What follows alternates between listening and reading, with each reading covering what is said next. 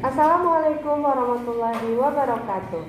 Perkenalkan, saya Hilda Noviarami SPD, Guru Sosiologi SMA Islam Asofa Pekanbaru. Kali ini saya akan menampilkan video pembelajaran PPL siklus yang ketiga. Selamat menyaksikan. Bismillahirrahmanirrahim. Assalamualaikum warahmatullahi wabarakatuh. Waalaikumsalam warahmatullahi wabarakatuh. Baik, anak-anak ibu kelas 12 I1, apa kabar pagi ini? Alhamdulillah, luar biasa.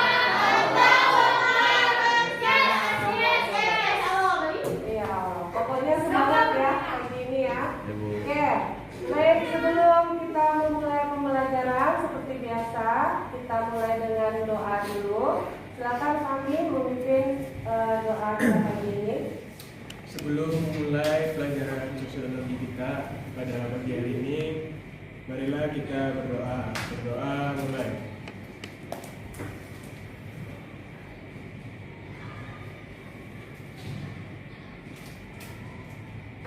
Selesai. Oke, terima kasih kami. Baik, sebelum kita memulai pembelajaran, apakah anak-anak ibu sudah dalam kondisi siap untuk belajar? Siap. Siap ya, sudah dipersiapkan segala hal yang dibutuhkan untuk pembelajaran kita pagi ini. Baik, ibu akan absen terlebih dahulu di kelas 12 I1 ini. Ada Sabrina, kemudian Najwa, Ali, ada Ali, Hadir Fahmi, di Raihan, Hadir. Kevin, Hadir. Dini, Cesa, Sansia, Anissa, Evi, Sarah, Sisa, yang belum? Saya. Arifah, Syafina, Natasha, Hadir, Bu. Nadifa. Hadir, Bu. Nanti ada 18 orang ya hari ini di kelas 12 I1. Oke, baik. Kita akan memulai pembelajaran kita pagi ini. Sebelumnya Ibu mau menanyakan dulu kepada kalian pembahasan kita di pertemuan sebelumnya. Siapa yang masih ingat apa yang sudah kita bahas di pertemuan sebelumnya? Silakan Pipin. Pemberdayaan komunitas. Strategi pemberdayaan komunitas ya. Apa saja yang sudah kita bahas di strategi pemberdayaan komunitas itu, Natasha? Ada inisiator. Oh, inisiator. Siapa saja yang menjadi inisiator pemberdayaan itu? Pemerintah, Swasta dan masyarakat di daerah itu sendiri. Jadi sebelumnya kita sudah bahas strategi pemberdayaan komunitas yang ada di daerah. Nah, untuk kali ini kita fokus ke pemberdayaan komunitas itu berdasarkan atau berbasis kearifan lokal yang ada di daerah itu. Nah, jadi apakah di daerah itu diberdayakan komunitas lokalnya yang diambil dari kearifan lokalnya itu? Nah, itu yang akan kita bahas di pertemuan kali ini. Oke, kita langsung saja. Ini materi yang akan kita bahas, strategi pemberdayaan komunitas berbasis kearifan lokal. Ya. Kemudian tujuan pembelajarannya yang akan kita capai nanti adalah kalian bisa mendeskripsikan tindakan pelestarian kearifan lokal dan strategi pemberdayaan komunitas berbasis kearifan lokal yang ada di masyarakat. Jadi lebih fokus ke kearifan lokalnya. Pemberdayaan komunitasnya itu berdasarkan kearifan lokal yang ada. Kemudian indikator pencapaian kompetensi kompetensi yang nanti akan kalian capai adalah ada dua. Yang pertama, kalian diharapkan bisa mengidentifikasi tindakan pelestarian kearifan lokal. Jadi apa bentuk pelestarian kearifan lokal yang ada di daerah itu. Kemudian mendeskripsikan strategi pemberdayaan komunitas berbasis kearifan lokalnya seperti apa. Jadi ada dua poin yang akan kalian capai untuk pembelajaran kita pada hari ini. Kemudian, nah sekarang Ibu instruksikan kalian untuk menyaksikan video yang ada di slide Ibu ini sebelum kita memulai pembelajaran. Silakan kalian saksikan.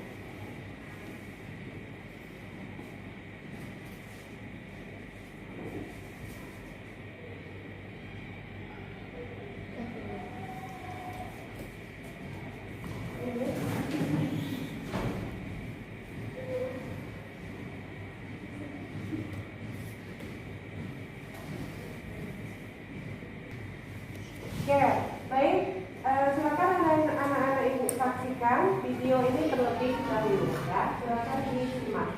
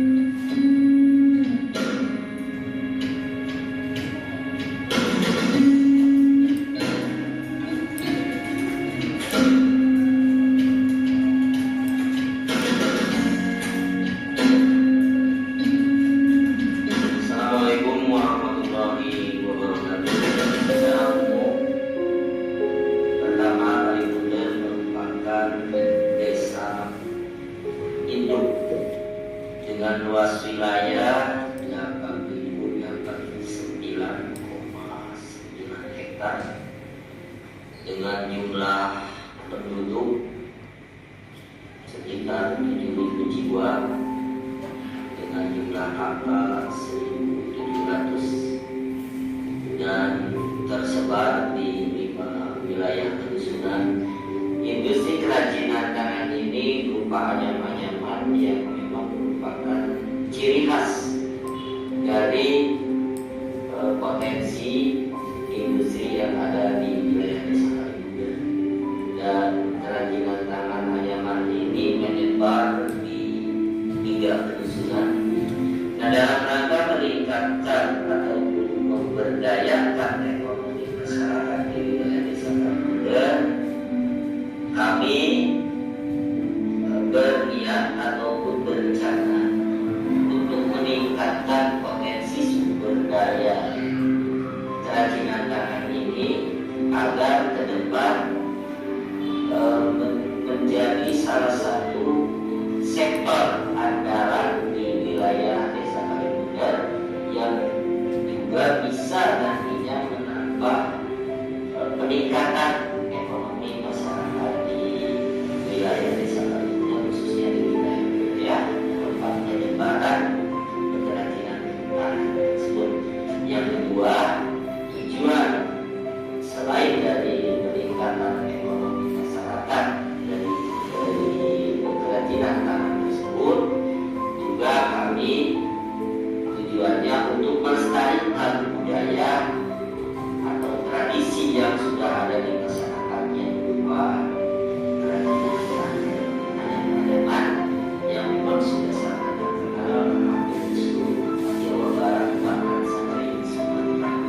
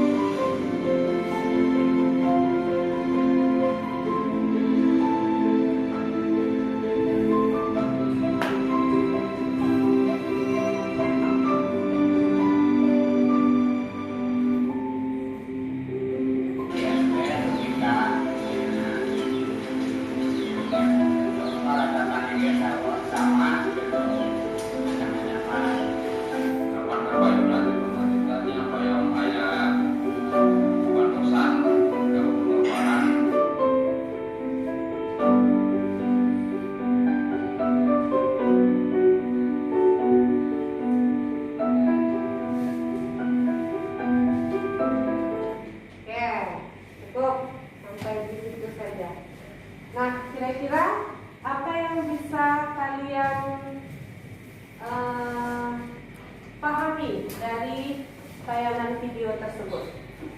Silakan. Bagaimana tanggapan kalian tentang kegiatan yang ada dalam video tersebut, dan apakah di daerah kalian juga memiliki komunitas seperti itu? Siapa yang bisa menjawab? Silakan. Tanggapannya dulu tentang video ini. Ya, ini silakan ini. Kalau tanggapan saya dari video itu saya simpulkan, saya simpulkan kalau misalkan di situ di desa Kalibun itu Kalibundar tuh dia itu dominannya sumber daya alamnya di situ bambu. Jadi dengan memanfaatkan bambu dan juga memperdayakan masyarakatnya, mereka memanfaatkan bambu itu untuk dijadikan kerajinan, untuk jadi kopi petani dan lain-lain. Dan itu mereka jual dan meningkatkan ekonomi mereka. Oke, jadi bentuk kegiatan yang dilakukan dalam video ini adalah anyaman bambu ya, dan itu bisa dibuat dalam berbagai bentuk. Tadi kalian lihat ada yang dibuat dalam bentuk topi atau apa itu namanya? Nampan, tampi, apa sih itu namanya? Ya, bakul nasi juga ada ya, yang itu merupakan ciri khas di daerah itu, dan itu dijadikan sebuah komunitas. Nah, itu seperti yang disampaikan oleh kepala desanya tadi. Nah, itu sudah turun-temurun dilaksanakan karena sudah menjadi ciri khas juga di daerah tersebut. Nah, kemudian bagaimana tanggapan kalian tentang kegiatan yang ada dalam video itu, kegiatan anyaman bambu itu? Apakah kalian pernah melihat atau menemukan di daerah sekitar kalian komunitas seperti itu? Pernah? Enggak ada. Di daerah kalian nggak ada ya? Cuman dia nggak komunitas. Jadi apa? Orang kita itu orang. Oh, usaha mandiri, usaha rumahan mungkin ya. Itu kegiatannya apa? Industri rumahan. Apa tuh bentuknya? Itu Bu. Seperti anyaman juga. Nah, iya. Bentuk kegiatan yang ada, nah itu memang sesuai atau tergantung dengan sumber daya alam yang ada di daerah itu. Di desa Kalibundar tadi yang terkenal dengan anyaman bambunya, memang banyak tanaman atau tumbuhan bambu yang bisa digunakan sebagai anyaman itu, bahan dasar dari anyamannya itu. Nah, itu bisa menunjang perekonomian mereka juga. Oke. Sekarang kita lihat bagaimana kondisi terkini yang ada. Nah, tadi kan di dalam video itu kearifan lokal yang ada di daerah itu dalam bentuk komunitasnya adalah mempertahankan produksi anyaman bambu ya. Nah, jadi di beberapa daerah banyak juga kearifan lokal ini yang sudah mulai memudar. Jadi sudah mulai ditinggalkan oleh masyarakatnya atau penduduknya.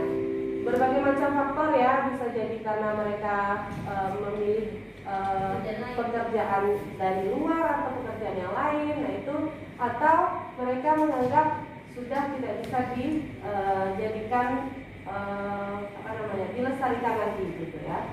Dan itu juga dipengaruhi oleh faktor globalisasi yang masuk ke Indonesia. Ya, banyak masyarakat di daerah-daerah itu meninggalkan kearifan lokalnya karena menganggap kebudayaan yang lain yang masuk lebih menarik ya. Kemudian tidak bisa menyaring budaya dari luar dan dari budaya lokal yang ditinggalkan, serta bagaimana komunitas bisa menggali kemampuannya dengan kearifan lokal yang ada.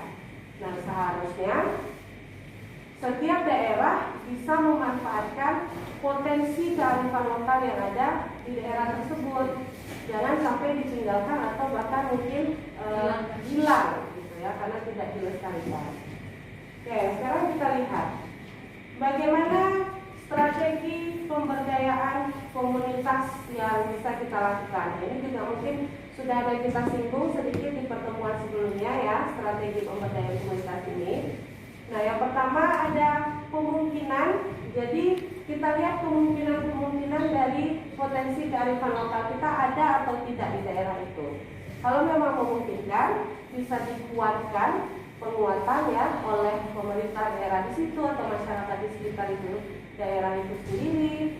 Kemudian harus dilindungi dan disokong. Disokong itu apa maksudnya?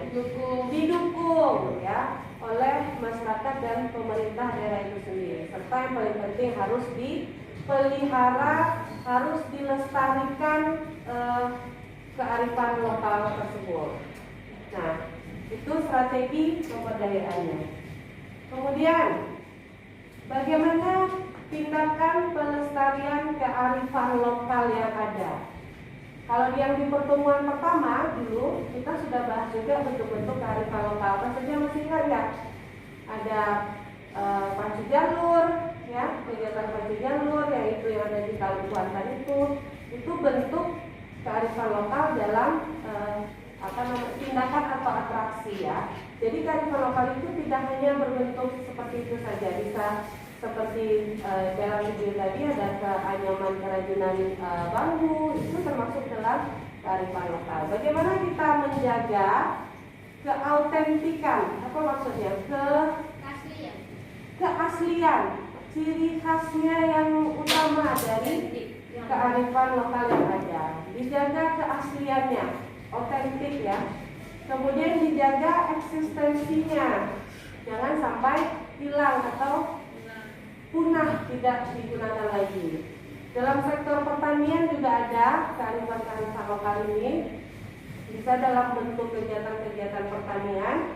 Kemudian dalam penanggulangan kemiskinan, nah salah satunya di video tadi ya, itu bisa, kenapa itu bisa menanggulangi kemiskinan?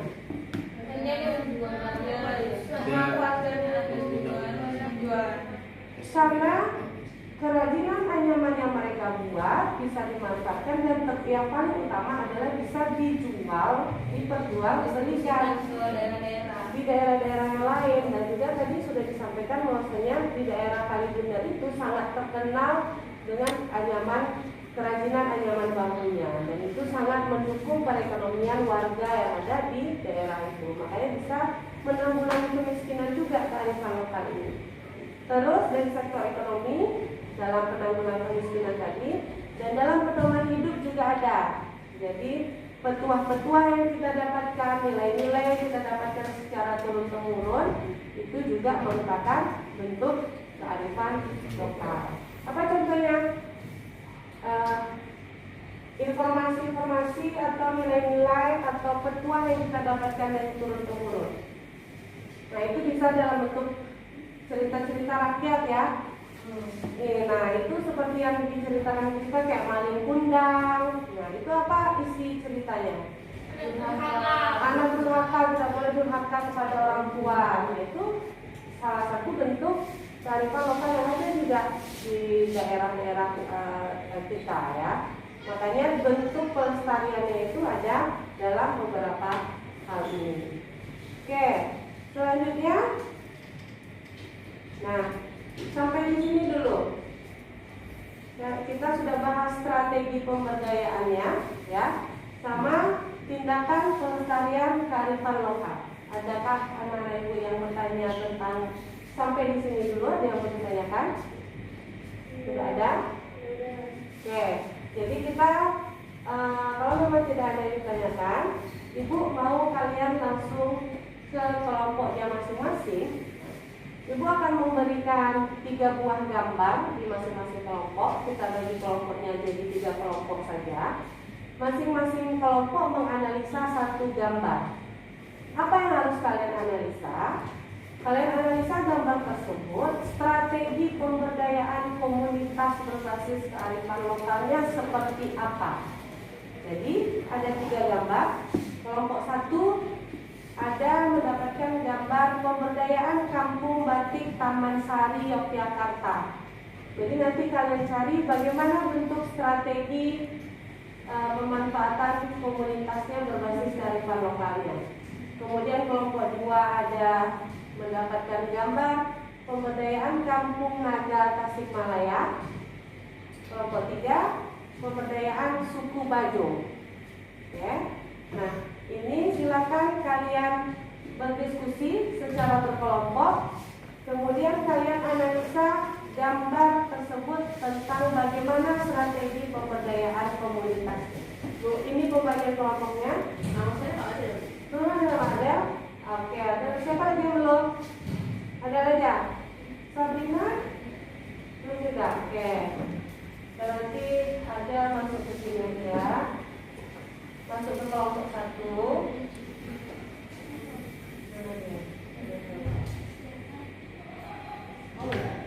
Sama Sabrina ke kelompok 2 ya. Oke. Ada lagi yang belum dapat? Ada ya. Silakan sekarang kalian duduk secara berkelompok, tetap dijaga jaraknya ya untuk mendiskusikan bagaimana bentuk strategi pemberdayaan kearifan lokal yang ada di masing-masing gambar tersebut.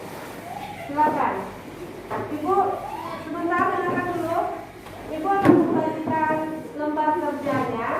Jadi kalian nanti membuat kesimpulan hasil dari diskusi kalian di lembar kerja yang ibu bagikan ini. Oke, silakan.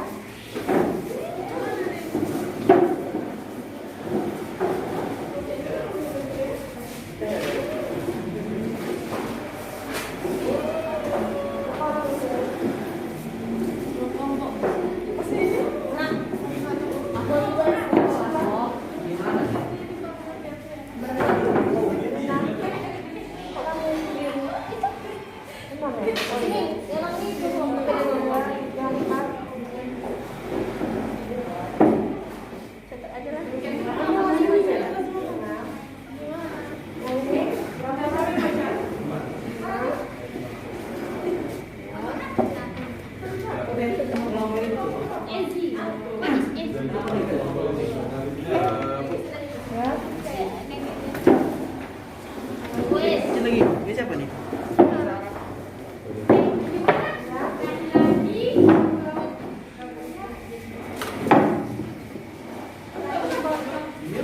Satu orang satu. Tapi tulis ya. Nah, kalian bisa sambil berdiskusi di gambar tersebut. Kemudian nanti setelah itu kalian boleh mulai juga mengerjakan tugas evaluasi yang ada di halaman belakangnya. Makanya ibu kasih ini masing-masing. Siapa yang belum? Sabrina, ini tulis dasar. Oke? Jelas ya instruksinya ya? Silakan kalian berdiskusi, boleh mencari informasi dari internet dengan menggunakan gadget yang kalian punya. Ya? Betul. Jadi masing-masing kelompok sesuai dengan gambarnya masing-masing. Bisa juga. Ya? Iya, nanti langsung dikerjakan itu dengan gambarnya. Silakan bekerja. Itu berikan waktu cuma 10 menit paling lama. Karena waktu kita terbatas. Tulis aja lah.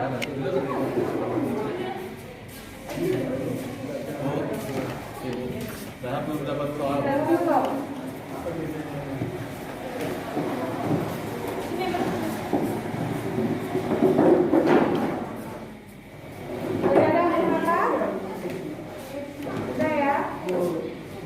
Masing-masing menuliskan di lembar kerjanya masing-masing, termasuk juga evaluasi yang ada di halaman belakang. Nanti kita akan sempatkan bahas kalau waktu kita masih ada. Silakan bekerja. Kita mana?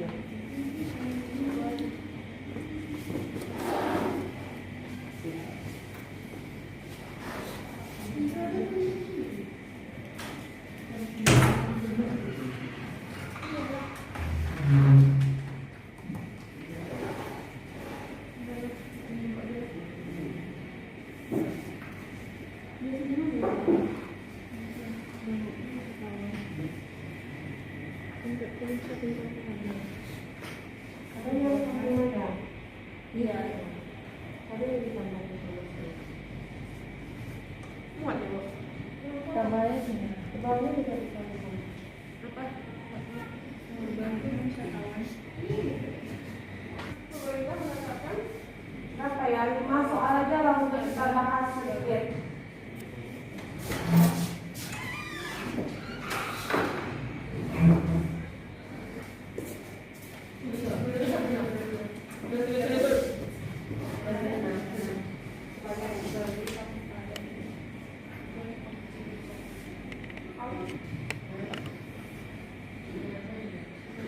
Action. Oke, kalian sudah selesai berdiskusi, jadi Ibu harapkan masing-masing kelompok bisa menyampaikan hasil diskusinya ke depan kelas. Silakan dimulai dari kelompok yang pertama. Silakan perwakilan kelompoknya, yaitu tentang apa? Pemberdayaan Kampung Batik sama Taman Sari Jogja. Silakan ini. Banyak kali kamu. Nama Pak? Silakan dulu. Assalamualaikum warahmatullahi wabarakatuh. Saya Didi Novira dari kelompok 1. Saya akan menganalisis dari gambar 1 yang judulnya Pemberdayaan Kampung Batik Taman Sari Yogyakarta. Di sini kami menyimpulkan bahwa seiring dengan perkembangan zaman dan maksudnya arus globalisasi terjadi pergeseran proses pembuatan batik di kampung batik ini. Proses pembuatan batik yang dulu dilakukan manual mulai bergeser menggunakan alat dan media-media baru karena adanya globalisasi.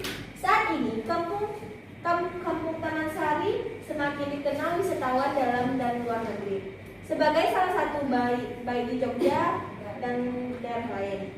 Selain itu, kondisi ini membuka peluang usaha bagi masyarakat setempat, misalnya menyelenggarakan pelatihan singkat atau workshop bagi wisatawan yang ingin belajar membatik. Inilah wujud pemberdayaan komunitas di tengah pengaruh globalisasi.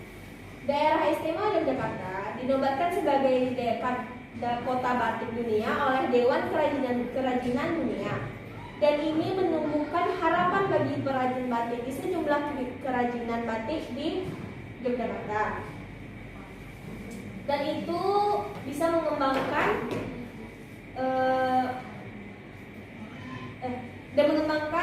mereka menjadi kampung wisata berbasis kerajinan batik. Pengembangan tersebut diharapkan bisa mendongkrak perekonomian perajin batik yang selama ini hanya menggantungkan pendapatan dari hasil penjualan batik. Sekian analisis dari kelompok kami. Jika ada salah mohon maaf. Wabillahi taufiq wal hidayah. Wassalamualaikum warahmatullahi wabarakatuh. Oke, nah jadi itu tentang pemberdayaan Kampung Batik Taman Sari Yogyakarta. Nah, apa yang menjadi kearifan lokalnya? Bentuk kearifan lokalnya adalah membatik ya. Jadi kegiatan membatik itu sudah dilakukan turun-temurun. Dan bagaimana strategi pemberdayaannya? Mereka menjadikan itu sebagai aset wisata. Kan ini Jadi orang tua itu bisa dibuka peluang bagi para wisatawan supaya bisa juga ikut membatik. Nah, jadi itu strategi pemberdayaannya. Oke, terima kasih kelompok 1. Ada yang mau ditanggapi dari kelompok 1 di kelompok 2 dan 3? Tidak ada yang mau ditanyakan? Tidak jelas ya. Oke, sekarang kita langsung ke kelompok 2. Silakan perwakilannya yang akan menganalisis tentang Kampung Naga di Tasikmalaya, Jawa Barat. Silakan, Cesa. Assalamualaikum warahmatullahi wabarakatuh. Waalaikumsalam warahmatullahi wabarakatuh. Saya perwakilan dari kelompok 2 akan kebudayaan Kampung Naga Tasikmalaya. Kampung Naga merupakan sebuah kampung adat yang berada di Jawa Barat yang masih alami, lingkungan asri dan khasnya cara hidup Kampung Naga diberdayakan dengan cara pengembangan pariwisata di Kampung Naga. Banyaknya wisatawan yang tertarik dengan kampung ini mendorong pemerintah menetapkan Kampung Naga sebagai kampung adat dan objek wisata.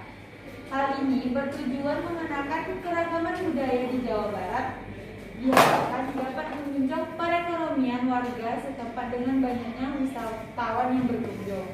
Sekian dari saya, bila ada salah mengenalkan, wassalamualaikum warahmatullahi wabarakatuh. Waalaikumsalam. Nah, jadi apa bentuk kearifan lokalnya di Kampung Naga ini? Bagaimana bentuk kearifan lokalnya? Mereka masih mempertahankan kehidupan mereka yang alami. Jadi mereka belum menggunakan teknologi asli. Ya, mereka masih mempertahankan lingkungan yang asli. Mereka masih belum menggunakan teknologi. Nah, jadi itu menjadi sumber wisata, aset wisata juga bagi pemerintahan Kota Bandung, karena para wisatawan tertarik dengan kealamian. Rumah-rumah mereka aja nih seperti di gambar ini masih sangat tradisional. Mereka belum menggunakan peralatan-peralatan yang canggih dan mereka mempertahankan itu. Nah, berarti strateginya adalah mereka mempertahankan tradisi kearifan lokal mereka dan itu bisa menjadi aset wisatawan. Oke, ada yang mau menanggapi kelompok 2? Ada yang udah pernah ke sini? Belum. Oke, mudah-mudahan kita bisa pergi ke tempat-tempat yang Oke, baik. Sekarang kita lanjut aja ke kelompok 3. Silakan perwakilannya yang akan membahas tentang pemberdayaan suku Bajo. Silakan, Nabila.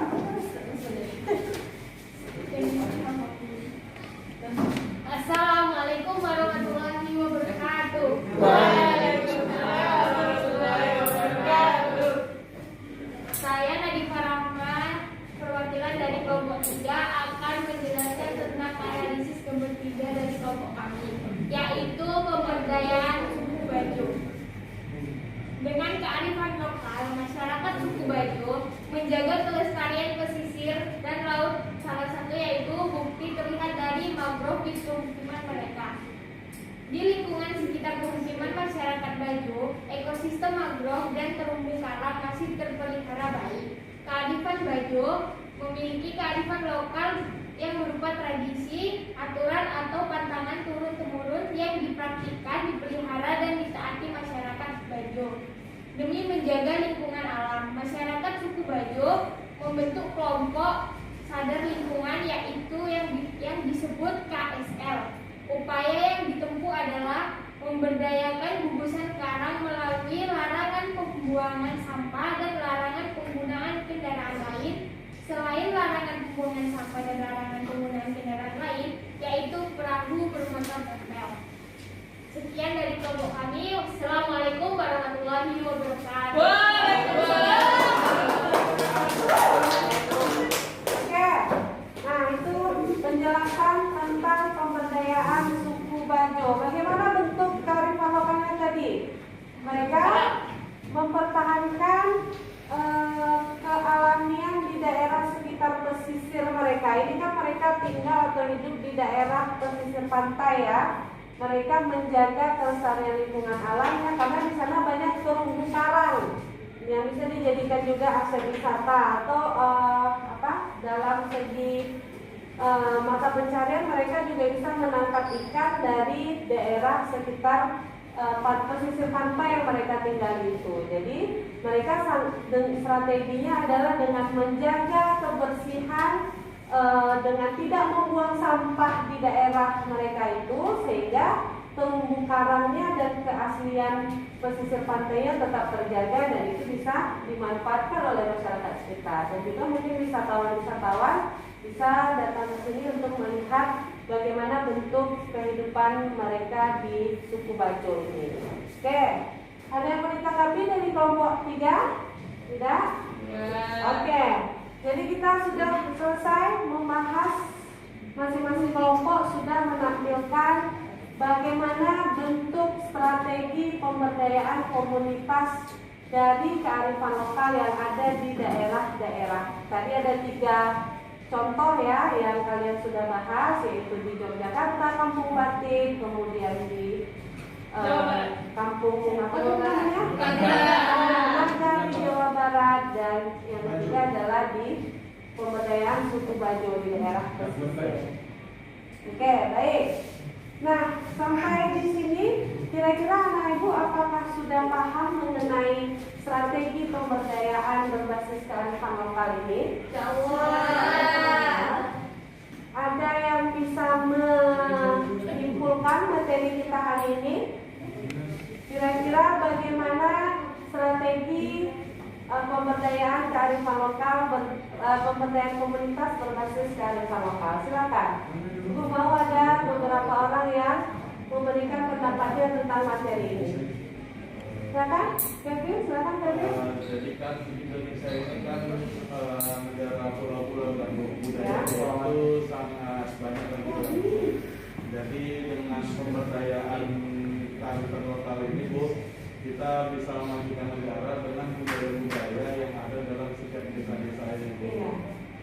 Jadi setiap kearifan lokal yang ada di Indonesia ini, karena Indonesia kita ini adalah negara yang paling kaya akan budaya dan kearifan lokal. Jadi seharusnya setiap wilayah di Indonesia ini punya kearifan lokal dan yang itu harus bisa dimanfaatkan, ya kan? Jadi betul yang dikatakan Kevin tadi, setiap daerah di Indonesia ini memiliki potensi kearifan lokal yang bisa dikembangkan dan dilestarikan. Oke, ada lagi yang mau menyimpulkan materi kita hari ini? Siapa lagi? Silakan. Ini, Sarah. Paham? Sudah paham semua? Oke. Kalau tidak ada pertanyaan, silakan kalian kerjakan pilihan ganda, evaluasi pilihan ganda. Cukup 5 soal saja. Ibu kasih waktu, dikerjakan dulu. Ibu kasih waktu mengerjakan selama paling lama 5 menit. Silakan. Setelah itu akan kita bahas lagi.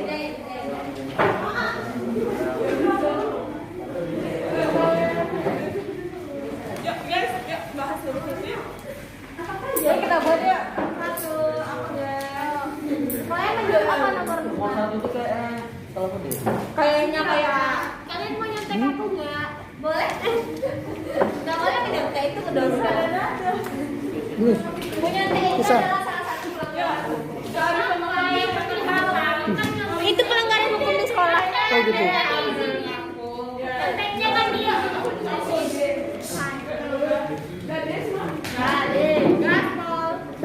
B.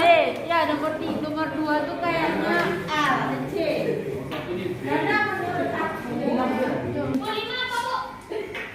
Oke, sekarang kita akan bahas bersama. Cukup 5 soal saja dari pilihan ganda yang sudah kalian kerjakan. Silakan soal nomor 1. Saya.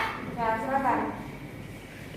Kearifan lokal masyarakat dibuktikan oleh pernyataan nomor 2, 4, dan 5. Apa aja itu? 2. Masyarakat ada di Makassar membangun rumah panggung di perkampungan. 4. Suku Baduy membagi daerah perairan sungai menurut fungsinya. 5. Sistem subak pada pertanian masyarakat di Bali. Ya, yang merupakan bentuk kearifan lokal ya, berarti yang ada ciri khas di daerahnya.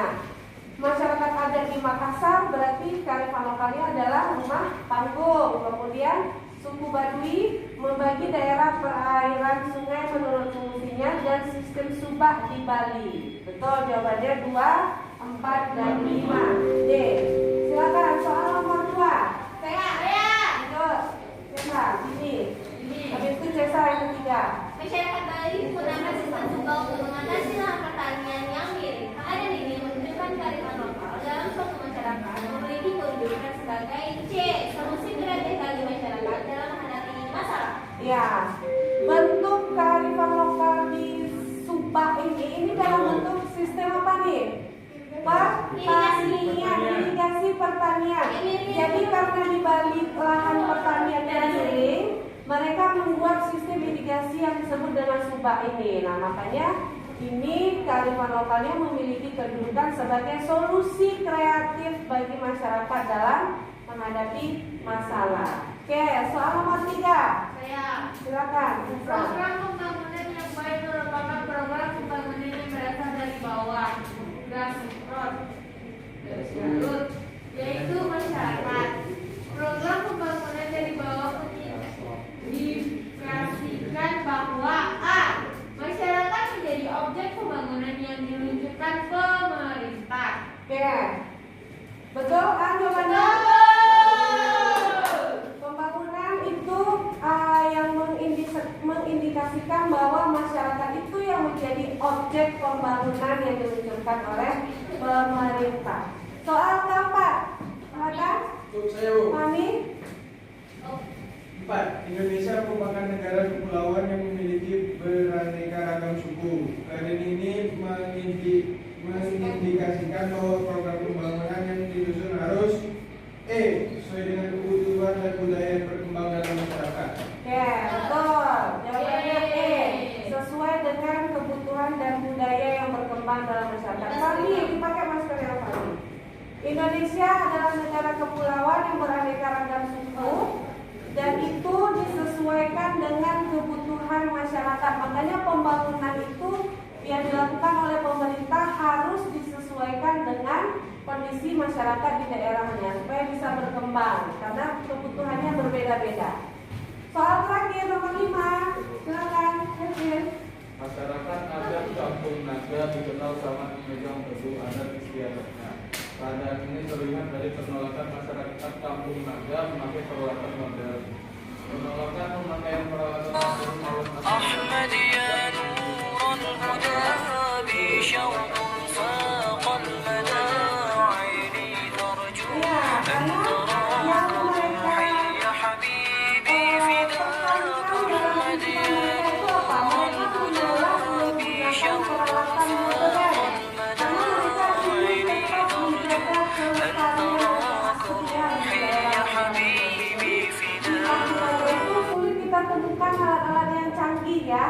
menurut informasinya.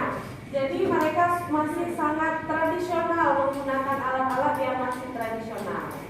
Oke, kita sudah selesai membahas pilihan ganda evaluasi. Silakan semuanya menghadap ke depan dulu. Oke.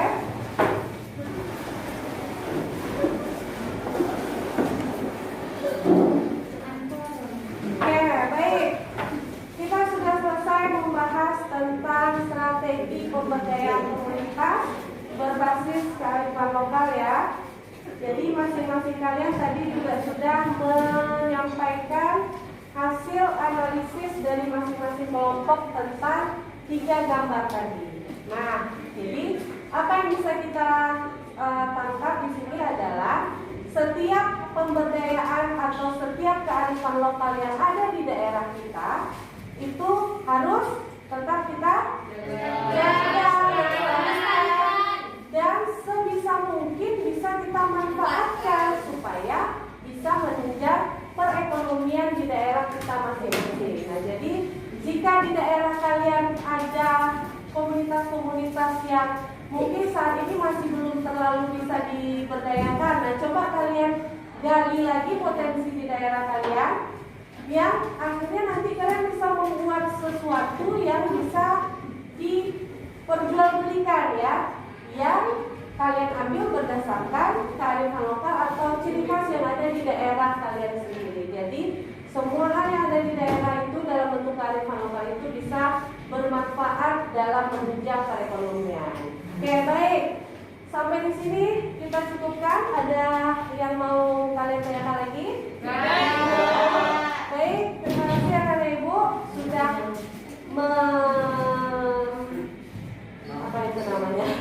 sudah melaksanakan kegiatan pembelajaran kita dengan baik hari ini. Sampai ketemu minggu depan, kita akan lanjutkan pembahasan di materi selanjutnya. Tetap jaga kesehatan.